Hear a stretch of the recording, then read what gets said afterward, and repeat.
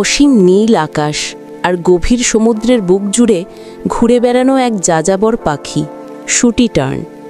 এরা সমুদ্রের সন্তান, আকাশের ভ্রমণকারী।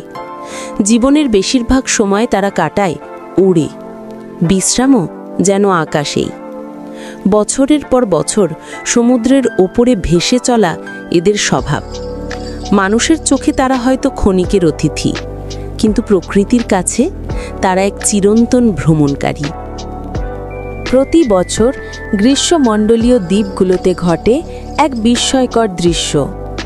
হাজার হাজার শুটি টার্ন একত্রিত হয় উপনিবেশ গড়ে তুলতে।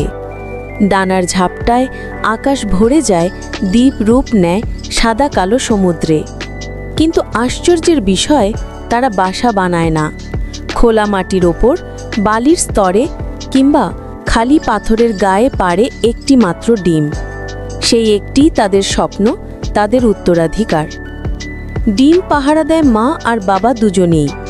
দ্বীপ জুড়ে হাজারো ডানার ভিড়েও প্রতিটি জোড়া জানে তাদের ডিম কোনটা। এটাই প্রকৃতির অলৌকিক রহস্য। যখন ফোটে ছোট্ট প্রাণ, শুরু হয় সংগ্রামের নতুন অধ্যায়। ক্ষুধার্ত ছানারা মুখ উঁচি অপেক্ষা করে। দূর সমুদ্র থেকে বাবা মা খাবার নিয়ে ফিরে আসে। প্রতিটি মাছের টুকরোই যেন জীবন আর আশার উপহার। কিছুদিন পর ছোট্ট ডানাগুলো শক্তি সঞ্চয় করে।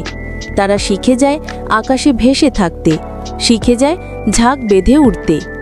এরপর শুরু হয় তাদের অসীম যাত্রা, মহাসাগরের বুক জুড়ে হাজার হাজার কিলোমিটার ভ্রমণ।